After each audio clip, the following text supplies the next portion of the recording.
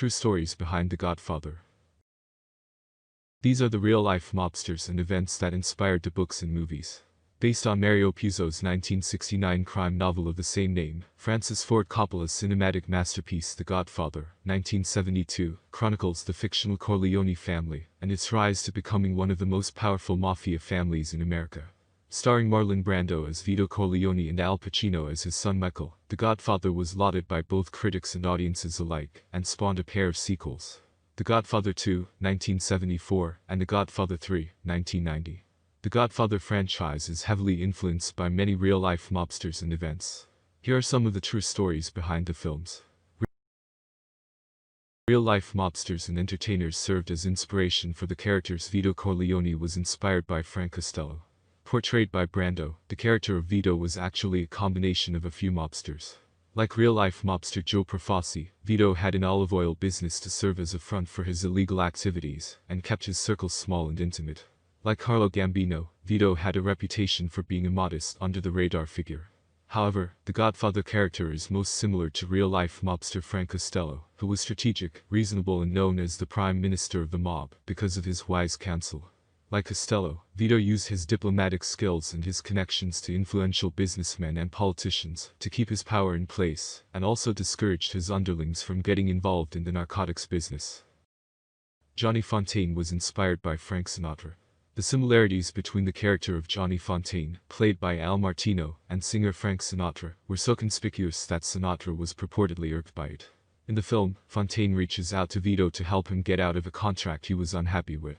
Likewise, in real life, Sinatra was able to wiggle out of his contract with the help of his mob connections. Desperate to rescue his fading career, Fontane decides to go into acting and gets cast in a big movie, a move that Sinatra made when he starred in From Here to Eternity, which subsequently reinvigorated his popularity. Interestingly, Coppola briefly mulled over the idea of casting Sinatra as Vito. Mo Green was inspired by Bugsy Siegel. "Do you know who I am? I'm Mo Green," exclaimed a defiant Mo Green to Michael in The Godfather. Portrayed by Alex Rocco, Green was a huge brash personality who helped bring life to the Las Vegas scene. In real life, mobster Bugsy Siegel did just that. As a hitman for the East Coast organization Murder Incorporated, Siegel moved out west and helped build Vegas, operating the luxury casino The Flamingo.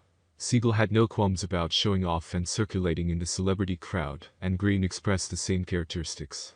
Both of Jewish descent, Siegel and Green also met similar fates when a fusillade of bullets was shot through their bodies. Notably, each man received a bullet in their eye sockets. However, Siegel was killed for stealing money from the mob, while Green's disrespect for the Corleones hastened his end. Michael Corleone was inspired by Salvador Bill Bonanno. Sir Joseph Bonanno didn't want his son, Bill, to get into the family business. Encouraging Bill to live on the straight and narrow, Joseph got his son to go to law school, just like Vito had his son Michael do. Despite his father's wishes, Michael, like Bill, found his way into the mob life. However, that's where the common thread ends. In real life, Bill's personality was more like Michael's older brother, Fredo. He was ostentatious, attention-seeking, lived off of his family's wealth, and never received the respect he so badly wanted from his father's men. Salvador Tessio was inspired by Gaspar di Gregorio. In The Godfather, the Corleones discovered one of their own was conspiring against Michael's ascent to power. At first, the suspicion is directed to a more brazen mobster, but the family soon finds out it is the quiet stalwart Salvador Tessio, played by Abe Vigoda, who was behind the attempted assassination of Michael at a mob summit. Real-life gangster Gaspar di Gregorio was the inspiration behind Tessio's character. When Joseph Bonanno tried to transfer his power over to his son, Di Gregorio felt wronged and began a divisive campaign against the mob leader, which the newspapers dubbed the Bonanno War. As Tessio did in the film, Di Gregorio tried to pull a meeting together between the two factions, with the intention of assassinating the Bonannos. Unlike Di Gregorio's jealousy and lust for power, though, Tessio wanted Michael removed because he just didn't think the latter was the best man for the job. While Di Gregorio failed to kill his rivals and died in obscurity, Tessio was taken for a ride and executed for his betrayal.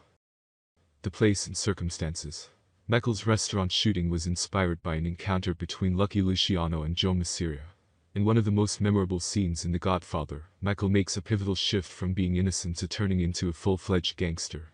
Inviting two of his father's enemies to a restaurant to settle their issues, Michael takes off to the bathroom, where he locates a gun planted for him.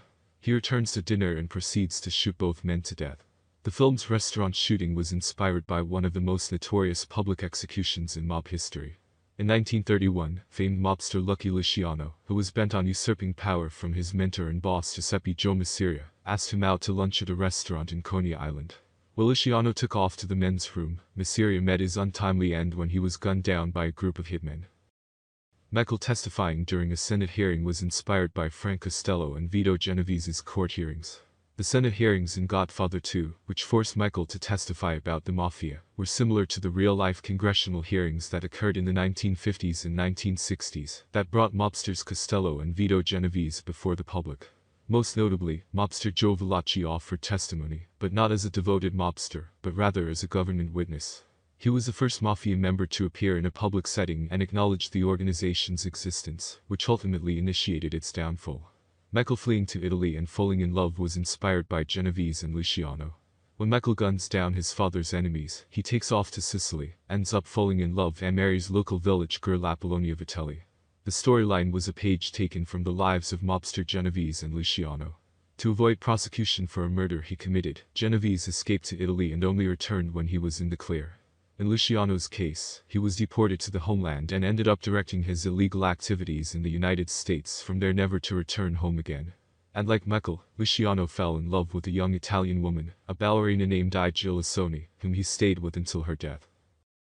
Thank you for watching my video. Please like and subscribe.